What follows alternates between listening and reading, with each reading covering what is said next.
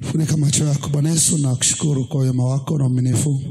Ninaomba neema na uweza na nguvu, ili neno lako nene kwa ujasiri, likapate kuwafaa hawa watu wausikiao, ili wapate kukua katika cheo cha kimo cha Kristo, wafikie utimilifu, wasipeperushwe na upepo wa mafundisho wa dunia hii, wala sienende tena kawaida ya mafundisho ya mataifa, mafundisho ya kibinadamu, lakini wakuwe katika wewe, wakujue wewe pekee, wakujua Yesu Kristo uliyemtuma.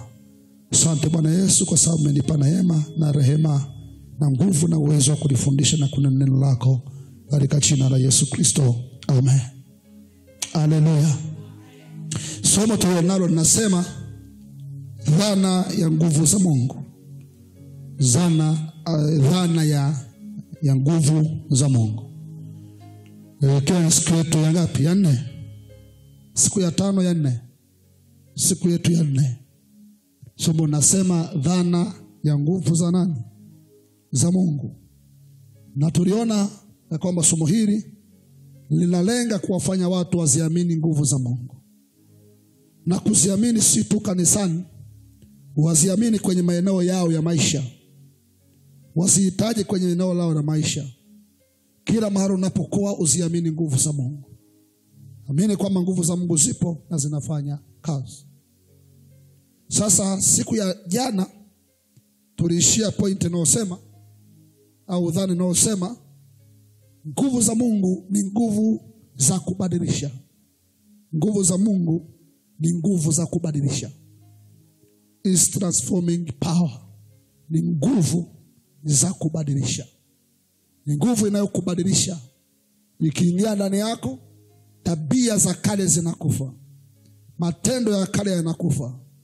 Ukawaida wa kale unakufa. Biblia inasema tazama yamekuwa mapya. Umekuwa kiumbe kipya. Roho yako inazaliwa. Vitu fulani vinaanza kuzaliwa. Na vinavyozaliwa Biblia inasema ni matunda ya Roho. Matunda ya Roho. Kwa hiyo tuliona jana, nguvu za Mungu kazi yake ni kukubadilisha. Ndio maana ukimpokea Roho Mtakatifu na nguvu zake, jambo ambalo utaanza kuliona ndani yako, utaanza kuona mabadiliko kutokea ndani ya moyo, ndani ya roho yako. Utajisikia kubadilishwa na Mungu. Utajisikia kuacha baadhi ya vitu ambavyo vilikuwa sio sawa. Utajisikia kuanza kuviacha. Kwa kadri nguvu za Mungu zinaongezeka, kuna baadhi ya tabia zinadondoka. Kuna baadhi ya vitu vinadondoka. Na hilo ndio maana Mungu anataka watu wapokee hizi nguvu na kuziamini kwenye maisha yao. Amen. Nguvu za Mungu zinakubadilisha. Kwa hiyo ukiona unakuja kanisani na ubadiliki, huo na hakika nguvu za Mungu hazijaingia ndani. Au zimeingia, hujajua namna ya kuziamini na kuzifanyia kazi. Ukija kanisani unataka badiliko, ulikuwa mvivu, bidii aanze kuja. Ulikuwa ukiangalia Bible unasinzia, ujisikie hamu ya kusoma. Ujisikie hamu ya maombi. Mambo ya Mungu yaanze kuumbika kwa upya ndani yako. Usiwe tena wa kale. Uwe ni mtu mpya ndani ya Kristo. Bible inasema sio sisi tunaishi, ila Kristo ndani yetu.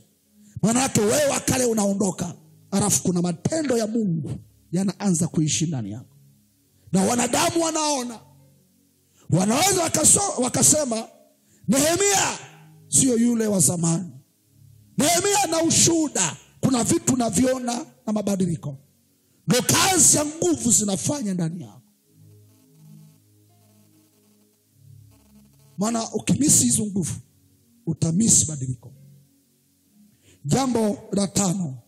Leo tuangalie jambo la 5. Arapata baseke tanana. Maiki ungeongezea kidogo. Jambo la 5. Nguvu za Mungu ni nguvu zinazogusa hisia. Nguvu za Mungu ni nguvu zinazogusa hisia. Kwa unaweza ukahisi nguvu za Mungu. Wazungu ndio wana sentensi nzuri kwamba unaweza ukafeel feelings. you can feel, unaweza ukahisi nguvu za Mungu. Kwa naongea dhana hii ili uanze kujua mahali ambapo nguvu za Mungu zimepungua. Baadhi ya vitu vya kihisia ndani yako nitaviongea vinaanza kupungua. Nguvu za Mungu ni nguvu ambazo si tu zinaingia lakini zinagusa hisia zako. Hisia zako. Ndio maana watu wengi sana wana mawazo hasi au wanaita stress. Mawazo ya kuwakandamiza, kushusha roho yako, kujisikia kila wakati hauna raha, huzuni imetanda kwako, hisia zako. Biblia inasema nafsi yako inainama kwa sababu ya maisha na maisha unayopitia wakati mwingine, na watu wanaokuumiza, watu wanaokukela, watu wanaokushtaki hata mahali. Kwa hivi vitu vikiingia ndani yako vikawa vingi vikarundikana, unazalisha stress. Sasa inakuwaje? Unawezaje ukarejesha hamu ukawa mtu ambaye una furaha wakati wote? Nguvu za Mungu kazi yake ni kugusa hisia za kibinadamu. Mahali una huzuni, unajisikia furaha na amani. Maana ukiona unazeeka kabla muda wako, unakosa nguvu za Mungu. Sehemu nyingine Biblia inasema mafuta ya furaha badala ya maombolezo. Kwenye kitabu cha Isaya.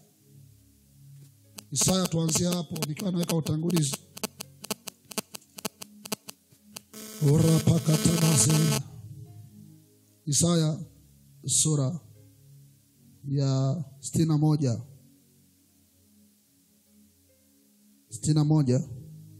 kuanzia aya 3.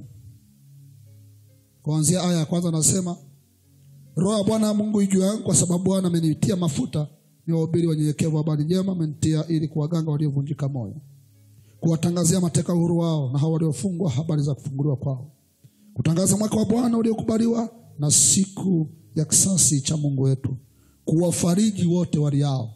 Kwa unaweza kuona kazi ya nguvu za Mungu namba moja, inawafariji wanadamu. Inawafariji nini? Wanadamu. Kwa wanaotafuta faraja, faraja iko kwenye nguvu za Mungu. Nguvu za Mungu zinafanya kazi ya kufariji. Kama vile ambavyo angekuja jirani yako, akakaa hapo, akakupa maneno angalau ya comfort, ukufariji, angalau kwa sehemu kujisikia vizuri. Lakini kuna mahali ambapo mwanadamu hawezi kukufariji. Mahali ambapo moyo wako umevunjika, umefiwa na watu wa muhimu sana, hakuna mwanadamu anaweza kukufariji. Ayubu anafarijiwa, akasema nimefarijiwa na nimekosa kufarijika. Nimekosa tumaini, hakuna wa kufariji. Nani anaweza kukufariji wewe? Kazi ya nguvu za Mungu ndani yako ni kukupa faraja ya kweli. Unafarijiwa kutokea ndani. Kwa Biblia inasema kuwafariji wote waliao. Unalia na matatizo, unalia na mateso, unalia na kunyanyaswa, nguvu za Mungu ndani ya mwanadamu zinaweza zikamfariji, akapata faraja ya kweli ambayo mwanadamu hawezi kukupatia. Sehemu nyingine kwenye Yeremia anasema wamekuja wakaniambia amani amani, wakamwambia amani amani, lakini akasema wala amani haikuwepo. Ni amani tu ya nje, lakini ndani ya moyo wa mwanadamu kuna kitu kinahitaji kutokea ndani. Nguvu za Mungu zinatokea huko ndani, zinaweza kufariji, zinakupa faraja ya kweli. Kuna mahali huwezi kufarijika, unahitaji nguvu za Mungu. Kuna mhubiri mmoja alikuwa kule Kenya, alifiwa na mke wake, alikuwa mwimbaji sana nyakati zile. Alipofiwa yule mhubiri, mke wake alipata ajali kwa ndo kwenye huduma. Hakuelewa imekuaje. Akawa mtu ushuhuda, yule mhubiri anasema akaanza kuwa kama kichaa. Sio akiwa anaendesha gari, akajisikia tu aendeshe gari agonge mtu yoyote. Haelewi, amechanganyikiwa. Watu wamesema, wachungaji wamekuja, alikuwa maarufu, wamefariji, hakuweza kufarijika. Halafu kuna mtu yuko mbele yake, trafiki anamsimamisha. Anambia siku hiyo trafiki aliona cha moto. Alipita trafiki akaa pembeni akaa anaangalia namna hii. Kuna watu wakifika eneo, mioyo yao imecharuka, imechanika, imevunjika, hawezi kufarijiwa na wanadamu. Na mke wake alimwachia mtoto mdogo, na alimchukua Mungu bila kumweleza wala kumwambia. Akachanganyikiwa. Nakwambia imekaa wakati akasema, Mungu sikutumiki tena, amekata tamaa. Anakwambia usiku aliona watu wanakuja. Wale watu walikuwa ni malaika. Walipokuja akaketi kwenye kitanda namna hii kwenye chumba chake. Wakaanza kuimba wimbo. Anakwambia katika siku ambayo hajawahi kusikia wimbo wowote ni siku ile. Wimbo ule ulipoimbwa, alijisikia moyo wake ni kama kuna kitu kinapita. Katikati ya ule wimbo ndipo alipata faraja. Akatoka pale, moyo wake ukarudi, akili zake zikarudi, akaenda kumtumikia Mungu tena. Na anaweza kumfariji mtu kwa kweli. Mungu ndio peke yako anaweza kufariji. Na anakufariji kupitia nguvu zake. Kuna wakati nguvu za Bwana zinakutia moyo huku ndani, zinakufariji huku ndani. Wanadamu wanaweza kuwa wamekucheka na kwamba tena tuone kama ataendelea, lakini hawajui ya kwamba nguvu za Bwana zikiwa ndani yako, kesho unaendelea, kesho kuto unaendelea. Watamani uanguke, kesho unakuta unaendelea, kwa sababu tunayaweza mambo yote katika yeye atutiaye nguvu. Sema amen kwa jina la Yesu Kristo. Yuko nguvu, akishatutia nguvu tunayaweza mambo yote. Nguvu za Mungu zinagusa hisia za kibinadamu, zinafariji. Angalia kitabu cha Matendo ya Mitume sura ya 9. Manteka zota na nana. Unajua Roho Mtakatifu ananishikia hapa, sababu wala ilikuwa kwenye maandalizi yangu ya kufundisha. Kuna watu wanatamani faraja. Matendo ya Mitume sura ya 9. Montabasaka pate na nana. Shakatabasata. Hola pokoria sata.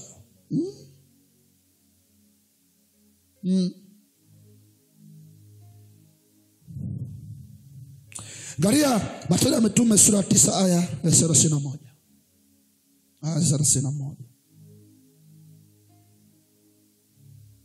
Nani atanitazama siku ya mateso yangu? Nani atanitazama siku ya mateso yangu? Wengine na watu siku ya mateso yangu. Msaada. Garia Matendo ya Mitume sura ya 9 aya 31. Basi kanisa likapata raha. Mwambie mwenzako raha. Katika Uyahudi wote na Galilaya. Kwa cha kwanza walipata raha. Umekosa raha, unaipata wapi? Raha inapatikana kwenye nguvu za Mungu.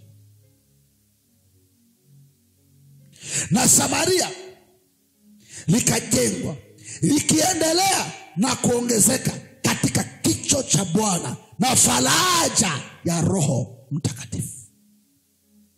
Tena Mitume sura 9:31. Faraja ya Roho Mtakatifu. Maana kanisa hili lilikuwa ni kanisa lenye nguvu. Japokuwa walipitia mambo mengi, mara wanapigwa viboko, wanafungwa, wananyanyaswa, wanashtakiwa kesi za uongo. Katikati ya hayo yote, Biblia inasema kanisa likakaa kwa raha. Kanisa likakaa kwa faraja ya Roho Mtakatifu. Unaweza ukashtumiwa, unaweza ukashtakiwa, lakini kama una nguvu ndani yako, hutakata tamaa. Kila wakati, hata hata kama wakati wa mateso, lakini kwa sababu naye Mungu unazo nguvu za Bwana, lazima zikufariki, zikupe raha.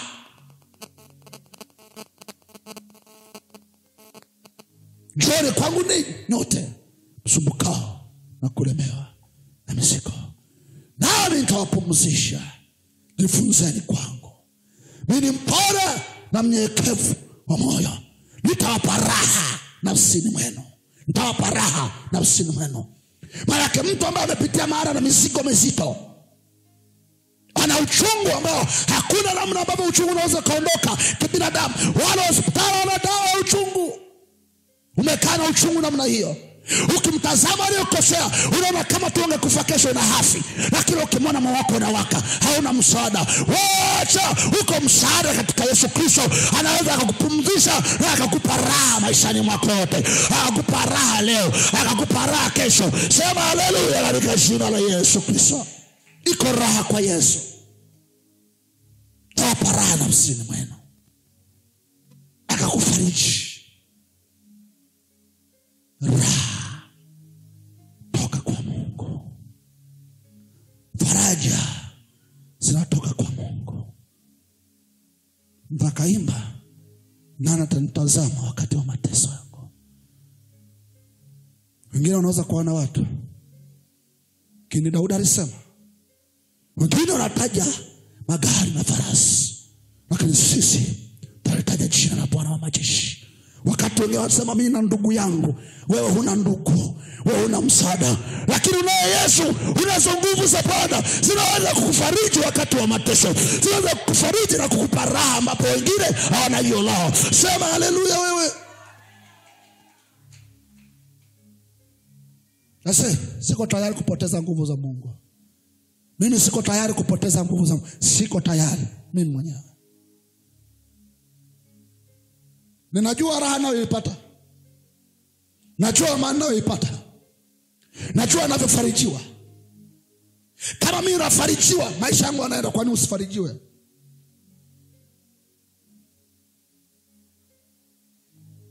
Tuendelee kusoma ile Isaya 61, tuendelee. Maripateza sedama. Anasema kufariji wote waliao na kuagiza hao waliao katika Sayuni wapewe taji ya maua badala ya machivu, mafuta ya furaha badala ya maombolezo. Akisema mafuta ya furaha, anaongelea upako au nguvu za Mungu. Nguvu za Mungu za namna gani? Nguvu za Mungu ambazo zimebeba furaha ndani yake. Mafuta ya furaha badala ya maombolezo. Maombolezo mne jatosha. Biblia inasema yako mafuta ya furaha, nguvu ndani yake zenye furaha. Hizi nguvu zikija zinagusa hisia za kibinadamu.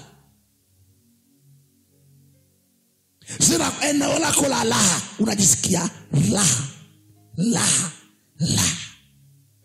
Ambao hata ukila chakula akiwezi kupa hiyo raha. Ni raha ya muda. Mafuta ya furaha, upako wa furaha. Maana yake nguvu za Mungu zina kawaida ya kuja na furaha ndani ya mtu. Angalia Waebrania. Waebrania sura ya 1.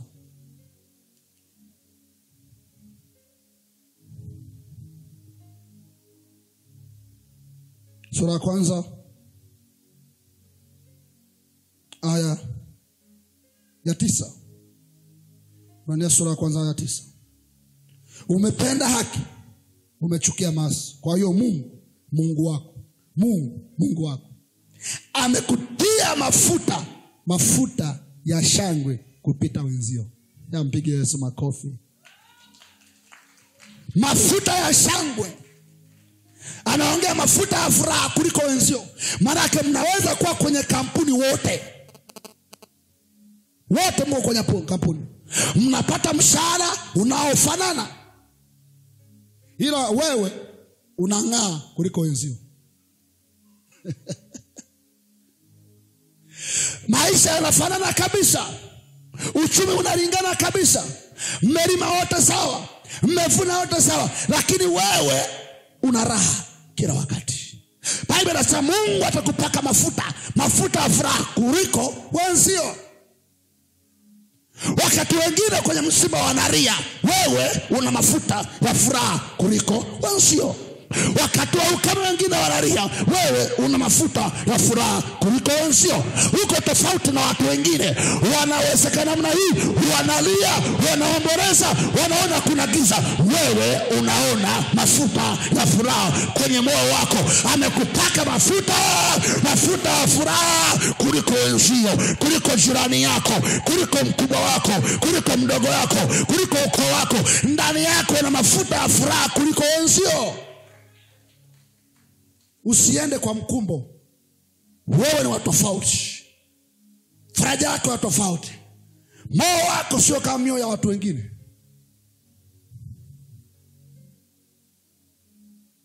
Mnanisikia ninachosema? Mnaweza kuwa wafanya kazi, mko vyeo vile vile, kazi zile zile, ila wewe sura yako inang'aa, maisha yako yanang'aa. Kwa nini?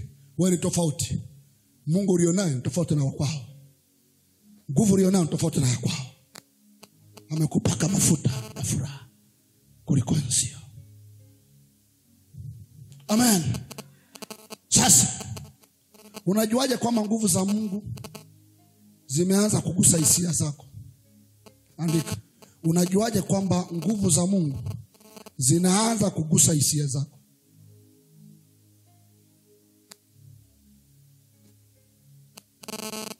Unajuaje kwamba nguvu za Mungu zinaanza kufanya nini? Kugusa hisia zako. Namba 1, ukimaliza kuomba maombi kwa kina, unajisikia furaha na amani. Jambo la kwanza. Nataka kujua nguvu za Mungu zinagusa hisia zako. Ukimaliza kuomba maombi kwa kina, naongelea mtu anayeomba kwa imani kwa kina, utakachokisikia ni furaha na raha na amani. Wafilipi sura 4 aya 6. Wafilipi 4:6 mpaka ile 7 na 8. Nianzie aya 4 kwanza. Furahini katika Bwana siku zote. Tena nasema furahini. Alafu aya 6 nasema msijisumbue kwa neno lolote, bali katika kila neno kwa kusali na kuomba pamoja na kushukuru, haja zenu na zijulikane na Mungu.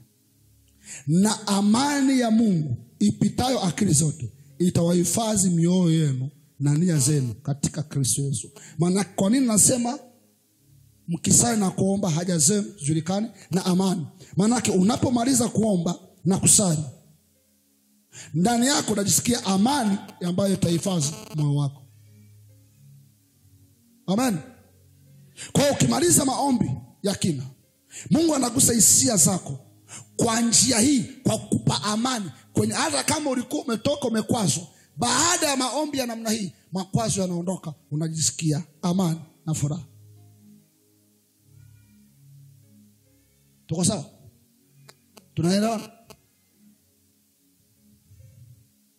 Jambo la pili, utajisikia moto kwenye moyo na kwenye mifupa.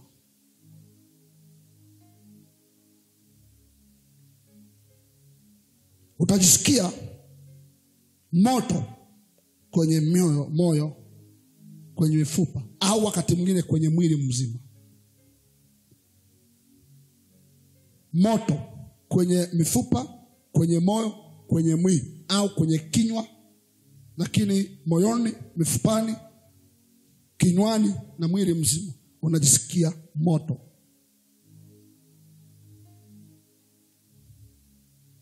Najisikia moto. Yeremia 5:14. Naomba tukimie. Yeremia 5:14. Biblia inasema, kwa sababu hiyo Bwana Mungu wa majeshi asema hivi, kwa sababu mnasema neno hili, tazama Nitafanya maneno yangu katika kinywa chako kuwa moto. Kuwa moto. Kuwa moto. Kwa maana hapa ndani ya kinywa chake alikuwa anasikia moto. Hiyo ni nini? Ni nguvu ya Mungu. Angalia pia Isaya sura ya 6. Moto ndani yako. Isaya sura ya 6.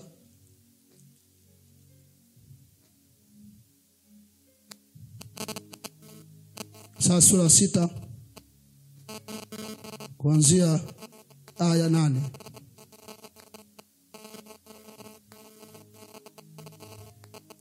Tuanzia aya 6 tusome. Kuanzia aya 6. Kisha mmoja wa maserafi wale akaruka akanikaribia. Na alikuwa na kara la moto mkononi mwake, ambao alikuwa amelitwaa kwa makodeo toka juu ya madhabahu. Akanigusa kinywa changu kwa kaa hilo. Manake moto ulikuja ndani ya kinywa chake. Kwa unaona kwamba nguvu za Mungu zinakuja kama moto kwenye kinywa, unaweza kugusa kwenye mwili. Sasa tuangalie Yeremia 29. Yeremia 20 sura aya 9. Nami nikisema sitamtaja wala sitasema tena kwa jina lake. Basi ndipo moyoni mwangu kumekuwamo kama moto wakao uliofungwa ndani ya mifupa yangu. Nami nimechoka kwa kustahimili, wala siwezi kujizuia. Huu moto uliingia ndani ya Yeremia. Huyu jamaa alikuwa amekata tamaa na kuhubiri injili. Sasa Mungu akaweka moto ndani yake. Ulienda wapi? Biblia inasema ukaenda kwenye moyo, kwenye mifupa yake. Hakuweza kustahimili. Maana yake nguvu za Mungu zikiingia ndani yako zinawaka moto kwenye moyo na kwenye mifupa na kwenye mwili wako, unashinda kustahimili. Maana yake ndipo ambapo unashangaa watu moto kisha waka huku ndani hawezi kustahimili. Anajisikia kuomba, anajisikia hata kukimbia na kuruka. Ukiona maisha yako ya kuguswa namna hii, zamani ulikuwa unajisikia kuomba, hata ukiruka, hata kucheza, ndani yako moto ustahimili. Lazima useme, uzungumze au uombe. Huwezi kustahimili kubaki kimya. Huwezi kubaki kimya. Ni moto wa Mungu ndani yako. Na huu moto wa Mungu ndani yako ni ishara ya kwamba nguvu za Mungu ziko wapi? Ziko ndani. Luka 24:32. Luka 24:32. Luka 24:32.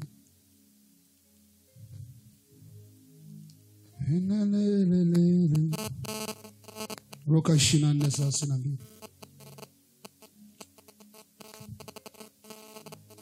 Nasema hivi, wakaambiana, je, mioyo yetu haikuwaka ndani yetu hapo alipokuwa akisema nasi njiani na kutufunulia maandiko? Mioyo yetu haikuwaka alipokuwa akisema nasi na kutufunulia maandiko. Hawa ni watu wanaenda Emau baada ya Yesu kufufuka. Walikuwa wanapeana habari. Si unakumbuka? Wakawa wanapeana habari, wanasahadisiana namna hii. Yesu akatokea katikati yao, hawakumfahamu. Kwa katikati yao wakaanza kuongea. Akawaambia, hivi habari zipi za Yesu wa Nazareti mnaongea habari? Akawaambia, kwani wao kujua? Wanamuuliza wao kujua, wanaongea naye aliyefufuka. Tunasikia Yesu huyo Mnazareti alifufuka, habari zimefikia kote. Akaanza kuambia, kwani hamkujua kwamba nafikiri hizo habari si manabii Torati waliandika kwamba huyu Yesu lazima afufuke? Akiwa anazungumza naye, Biblia inasema ikafika mahali akawapa chakula, akawamegea mkate. Walipokula, Biblia inasema wakafunguliwa macho yao. Walipofunguliwa macho wakamtambua, akaondoka katikati yao. Wakaanza kusema, hivi alipokuwa pamoja nasi, alipokuwa anasema, hatukusikia moto ndani yetu? Manake Yesu akisema na wewe, nguvu zake zinaingia ndani yako, unasikia moto. Kama nikiwa na ubiri namna hii, kama neno la Mungu linapenya kwenye moyo, unajisikia huwezi kustahimili huku ndani, unajisikia moto kwenye moyo na mifupa. Manake hizo nguvu za Mungu zinapenya. Hapo haukai tena kibinadamu. Hapo hauwazi ugali. Hapo hauwazi madeni. Hapo hauwazi vitu haviendi. Hapo tu wewe ni kumsikiliza Yesu. Hapo ndipo wakati mtu anajifunza kwa hamu, anajisikia kuandika, kujifunza, kuendelea, kunyanyuka, kujisikia raha.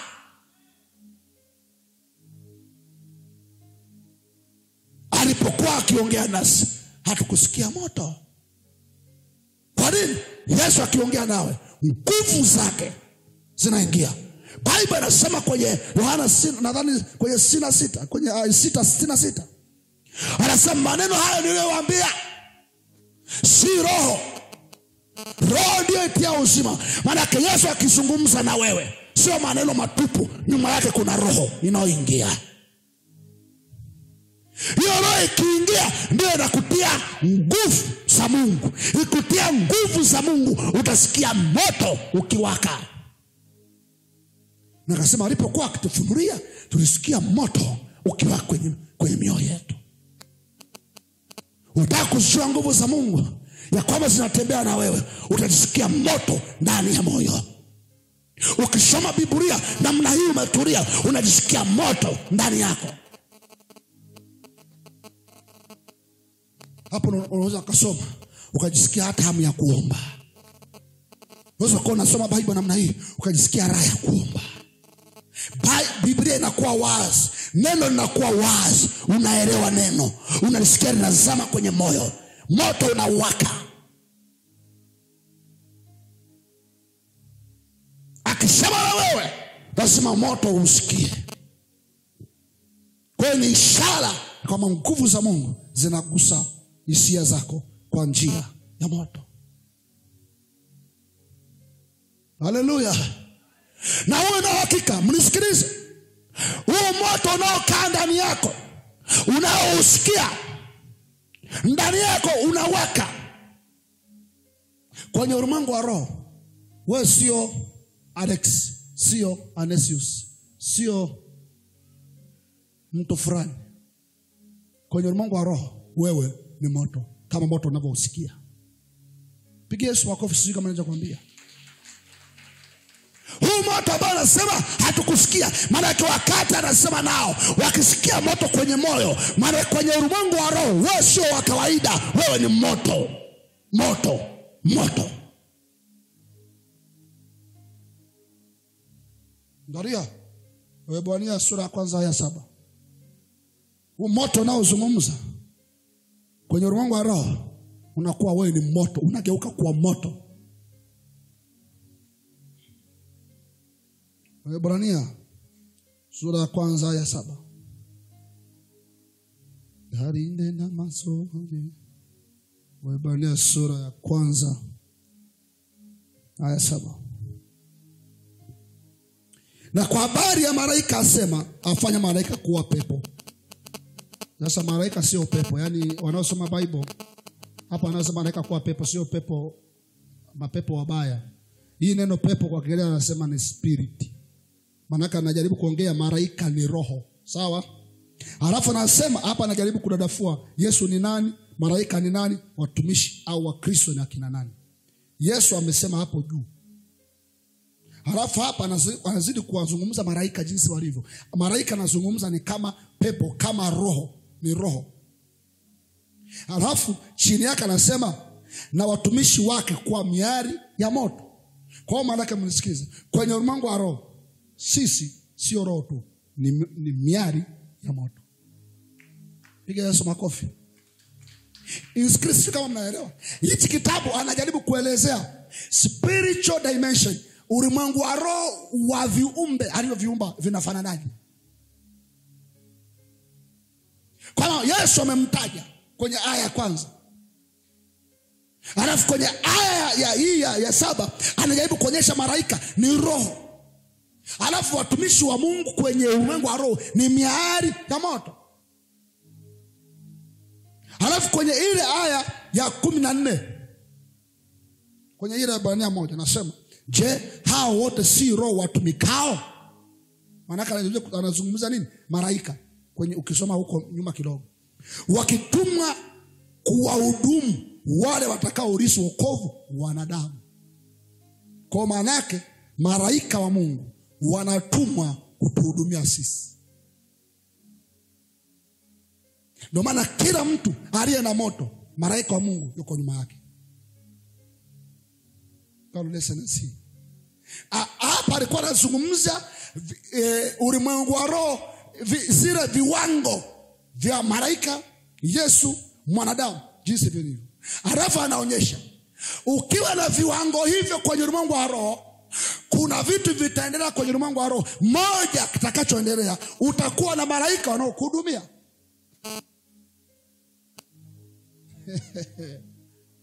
Ndio watumishi wa Mungu, watoto wa Mungu waliozaliwa na Mungu, hapo wana moto wa Mungu, huwezi kuwagusa. Wao ni moto na nyuma yao kuna malaika wanaowahudumia. Ndio maana kila Mkristo aliyeokoka ambaye ana moto nyuma yake, kuna malaika wa Mungu wanamlinda. Nisikilize, huwezi kuuawa mpaka Mungu ameamua ufe. Hauwezi kupata ajali mpaka Mungu aamue upate ajali. Kwa sababu kama una moto, ndio maana tunasema Wakristo, jaa moto, jaa moto, jaa moto. Ukijaa moto ni ulinzi. Ukijaa moto unaruhusu malaika kuingilia kati kuwa na wewe.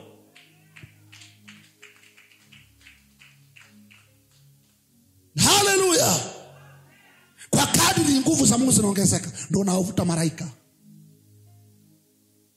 Kwa sababu malaika hawatembei sawa unavyotaka. Wanatembea sawa na viwango vya kiroho vinavyotakiwa. Viwango vya kiroho vinavyotakiwa. Moja wapo ya kiwango cha kiroho kinachotakiwa kwa mtumishi wa Mungu, kwa mtoto wa Mungu, ni kuwa miali ya moto. Kuwa moto. Ukiwa moto, malaika anavutiwa. Ndio unaweza kuona kwa nini Mungu alihakisha usiku wanatembea na moto.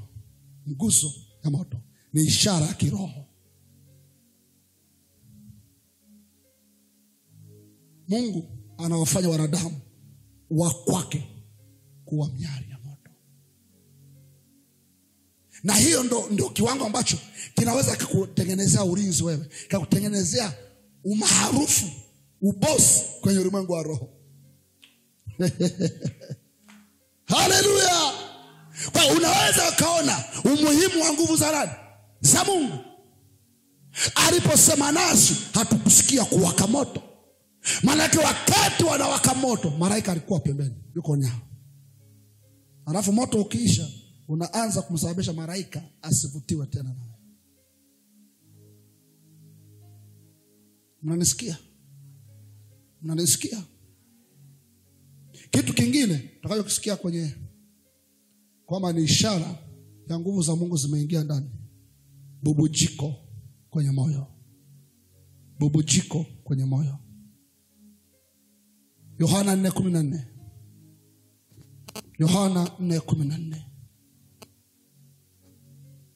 Yohana 4:14. Kori pasakatana namo. Yohana 4:14 nasema, walakini yeyote atakaye kunywa maji yale nitakayompa mimi hataona kiu milele, bali yale maji nitakayompa yatakuwa ndani ya chemchem ya maji yakibubujika kia uzima wa milele. Kuna tofauti kati ya chemchem na mto. Is it? Sawa? Chemchem na mto. Chemchem anaongelea kiwango kinachoanza cha nguvu. Ukitaka kupata mto lazima uanze na nini? Chem. Kwa hiyo mnisikilize. Mungu anataka chemchem ibubujike. Chemchem ibubujike. Yaani hivi, ukichimba maji halafu kuna chemchem, inapaswa usubirie kisima kijae. Is it? Pale ulipochimba umeacha katundu labda nani kibwao kidogo namna hii. Ulipotoboa namna hii, maji yakaja. Yale maji una haja nao, wataka kisima kivani kijae. Yesu anapokaa ndani yako, anachokifanya cha kwanza anaweka chemchem. Anaanzisha. Ni kazi yako kububujika.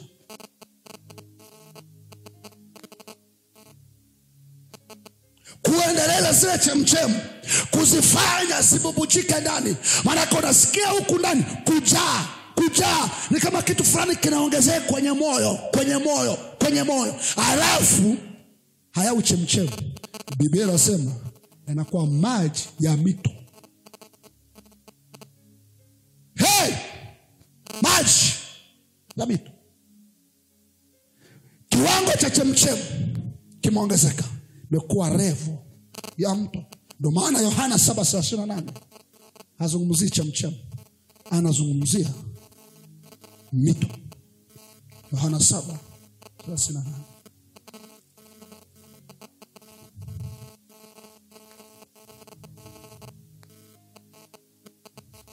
Aniaminie mimi, kama vile maandiko yalivyonena, mito ya maji yaliyo hai itatoka ndani yake. Mito ya maji iliyo hai itatoka ndani yake. Hicho ni kiwango cha pili cha nguvu za Mungu. Nguvu za kwanza chemchem. Nguvu za level ya pili mito. Level ya tatu kumwagika. Andika.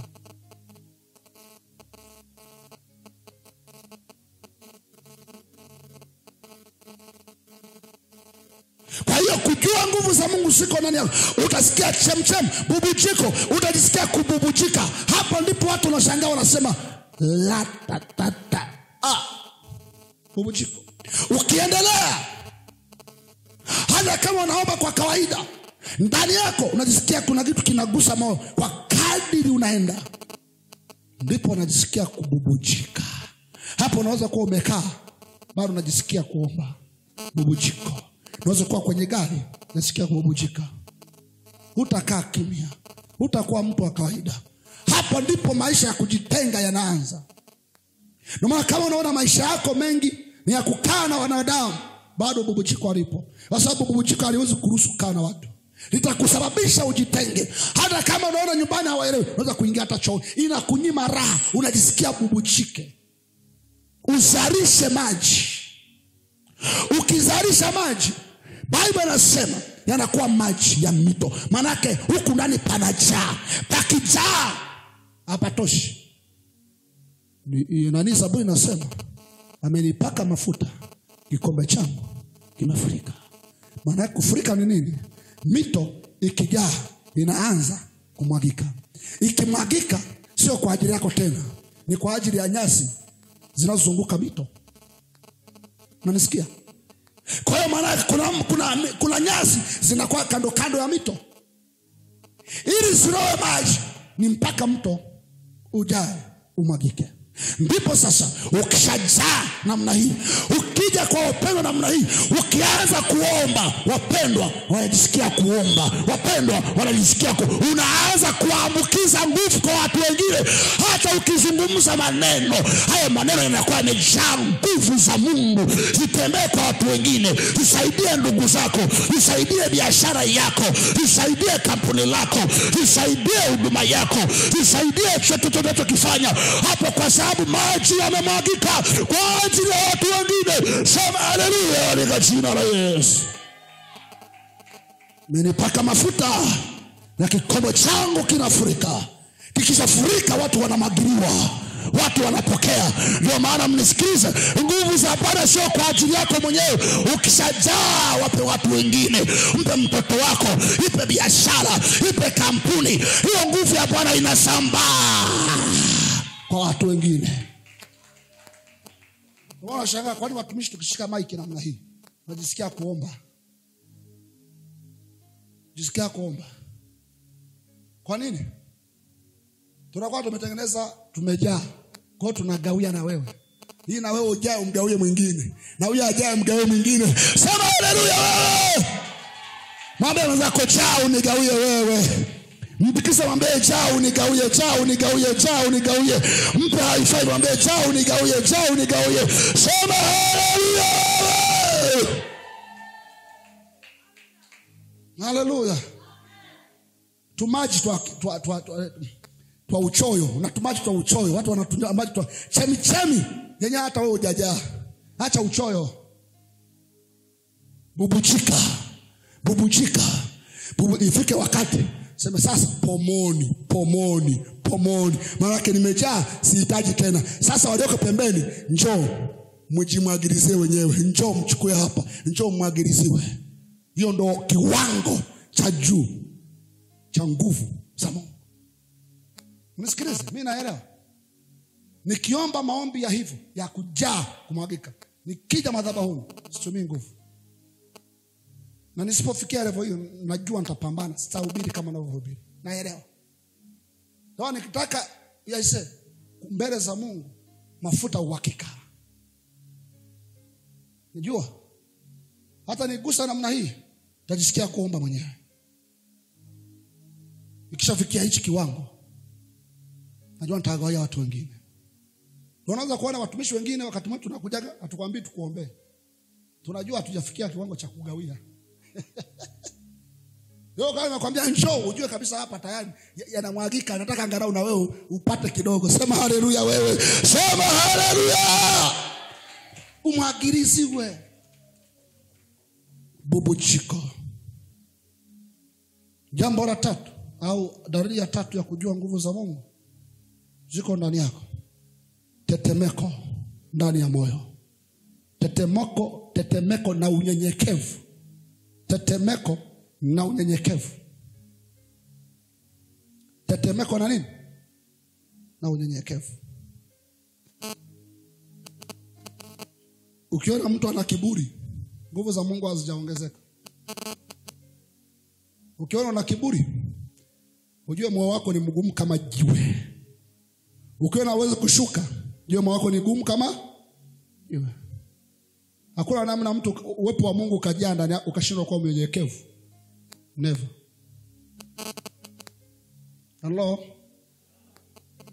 Mimi kuna wakati nakuwa na hasira, nasema sasa leo nitawashughulikia. Hao watu hao walioko chini yangu, subiria. Nitawashughulikia hasira. Nisijioge niende kwenye maombi. Nikitoka tu nimeshawasamehe. Hello. Yaani mlokole ukitaka kummaliza, mwache aende kwenye maombi. Kaisha. Hata kama alikuwa amefura namna hii, anamwambia Bwana asifiwe. Ndio maana mtu anayebeba hasira kifua ni mpumbavu. Kwa sababu nguvu za Mungu haziwezi kuacha uendelee kuwa na moyo mgumu. Zitakunyenyekesha. Kwa sababu kazi yake ndani yako zinakutetemesha, maana yake zinabomoa kilichokaa huko ndani.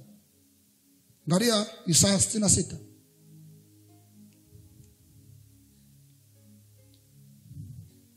Kirina na matende ni shetana na mamo.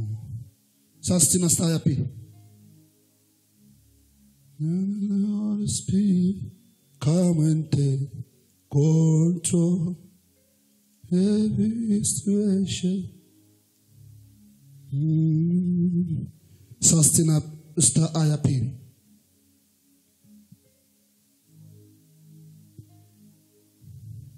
Nasema maana mkono wangu ndio uliofanya hivi vyote. Vitu hivi vyote vikapata kutokea, asema Bwana. Lakini mtu huyu ndiye nitakayemwangalia. Mtu aliye mnyonge, akisema mnyonge sio ile unyonge wa kuogopa watu, mnyonge wa moyo. Mwenye roho iliyopondeka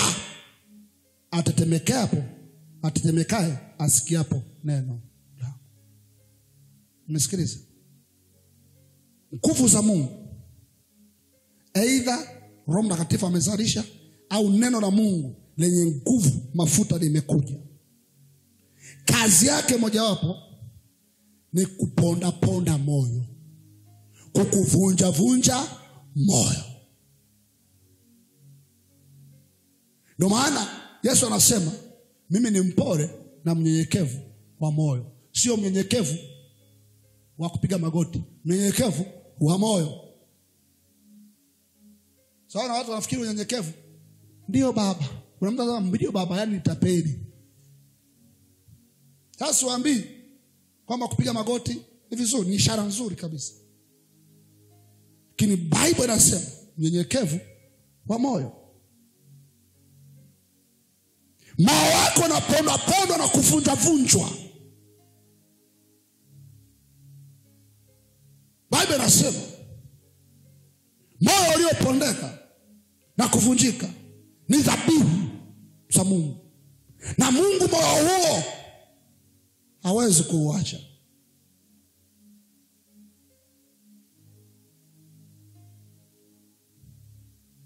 Kiu yangu yaja yangu nifanane nawe.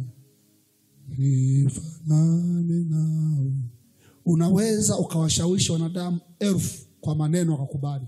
Mungu huwezi kumshawishi kwa maneno. Mungu huwezi kumshawishi kwa maneno yako na hekima zako za wanadamu. Mungu unamshawishi kwa moyo uliovunjika na kupondeka. Mahali ambapo moyo wako umevunjika na kutetemeka na kupondeka, hapo ndipo Mungu hawezi kudharau. Daudi alisema kwenye Zaburi ya 50. Kwa nguvu za Mungu zikija ndani yako, moja wapo ya kazi ni kukunyenyekeza, kukuponda. Mtu yote mwenye kiburi hawezi kurejeshwa. Unaweza ukafungwa jela ukatoka huko vile vile. Unaweza ukapigwa viboko ukatoka vile vile. Kwa sababu jela nashughulika na kifungo cha kiakili na kifungo cha mwili. Au fungi au shughuliki kuvunja kifungo cha moyo. Nguvu za Mungu ndio zinaweza wababe. Akina Sauli walikuwa na mioyo migumu ya uuaji, wanaweza kuua na kuchinja na kuteketeza kanisa wenye roho mbaya. Kino wakati wamekutana nguvu za Mungu, akaenda Dameski, Matendo ya Mitume sura ya 9. Bible inasema nguvu za Mungu zikamkamata. Mwanga wa Mungu ukamulika, akaanguka chini. Mungu akamtia upofu. Akampa mfungo wa siku 3 wa lazima.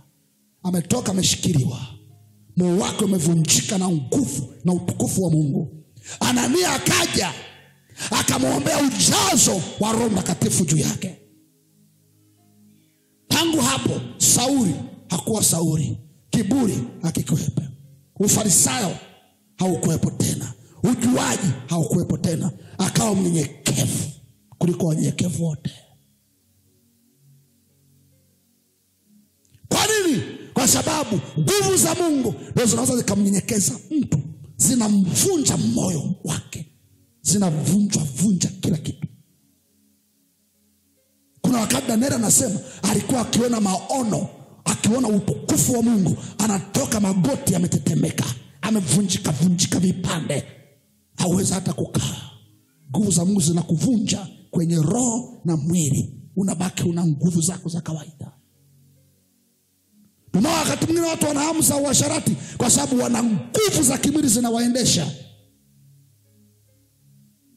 Nguvu za Mungu zikija ndani yako zinavunja tamaa. Zinavunja tamaa. Moyo wako unashuka chini. Ujuaji unaondoka. Ubabe unaondoka. Ubaya unaondoka. Unakuwa ni mnyenyekevu. Wangapi mnanielewa? Nguvu za Mungu. Hebu funika macho yako kidogo. Naomba mtumishi kwa kwenye kinanda dakika chache. Maripata baso.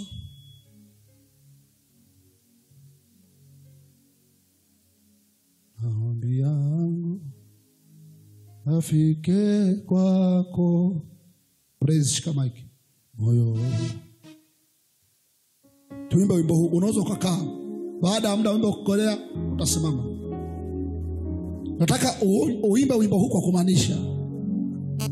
Unawezekana umepita mahali moyo wako umekuwa na uchungu, moyo wako umekuwa na hasira, moyo wako hujasamehe, moyo wako umekuwa na kiburi. Mwambie, naomba nguvu zako nishuke kwako, nielekee kwako, niwe mtu mwema. Ora poshaka tama sote ndana. Funika macho yako. Nyosha mikono miwili juu. Kora pakata. Imba wimbo huu. Nguvu za Mungu ziko hapa za ajabu. I can sense his presence. Nguvu zake ziko hapa. Nasikia moto umekalia mgongo wangu, umekalia mabega yangu, umekalia miguu yangu. The fire of Lord Jesus.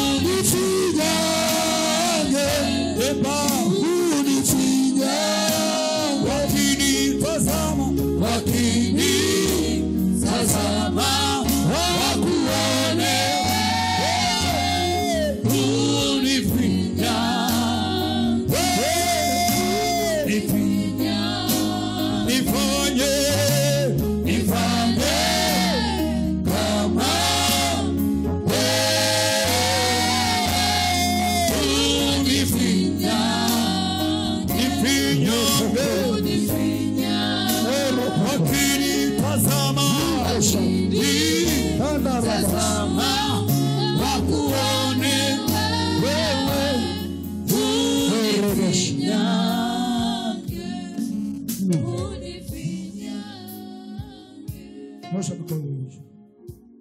Sema, Bwana Yesu, ninaomba rehema.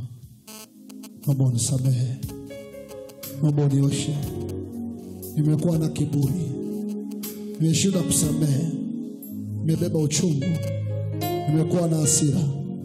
Naomba unifinyange kwa nguvu za Roho Mtakatifu. Nguvu za Roho Mtakatifu zishuke ndani yangu, zijae ndani yangu, nifinyangwe. Aomba mwenyewe, omba, mwambie Yesu, moyo wangu ufinyange.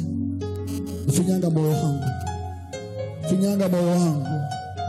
Usinipite unapofinyanga watu wengine. Usinipite unapogusa watu wengine. Finyanga moyo wangu, Roho Mtakatifu. I pray to you, Holy Spirit. I pray to you, Holy Spirit. Restore us. Reform our souls. Reform our spirits. Finyanga mioyo yetu. Mtima wangu ufinyangwe ndani yako. Mtima wangu ufinyangwe. Roho yangu ifinyangwe. Moyo wangu umekuwa na hasira na uchungu. Umeshindwa kusamehe. Mwambie Yesu akufinyange. Mwambie Yesu akusaidie. Uweze kusamehe. Uweze kuachilia. Uweze kupata raha na amani yake. Orobo shakatara badia. Shala baba useketa. Shala daraba kateria. Mandoroba kusekana. Kuribu suku satana. Wala mandeke sekete.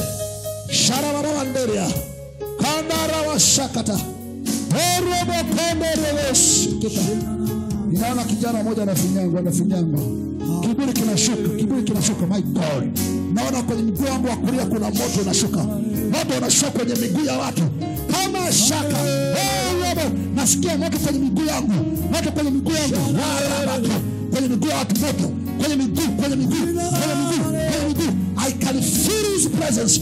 I can feel his power. Let's shake that fire. Orobo shakata baba. Orobo shakata. Orobo shakata. Orobo konda bashaka. Wewe shuke. Hadi kwenye miguu. Upande kapa shakata. Wewe utoke kwenye ardhi, ukapande kwenye miguu yako, upande kwenye moyo wako, upande kwenye utosi wako, upande. Orapaka.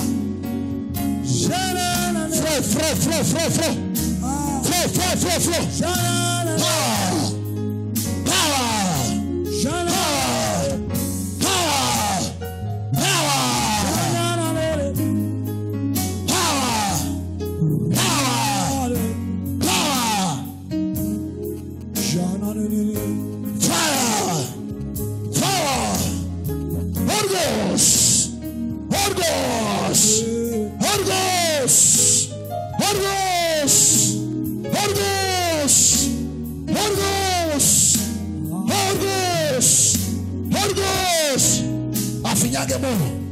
Afinyage moyo. Moyo wako umekuwa mgumu. Unaweza kukosesha mbingu. Yesu afinyange. Unaweza kukosesha baraka zako. Yesu afinyange. Yesu finyanga mioyo yetu sasa hivi. Finyanga mioyo yetu Bwana. Vunja mioyo yetu ya dhabihu. Hiyo sadaka ya kupendeza.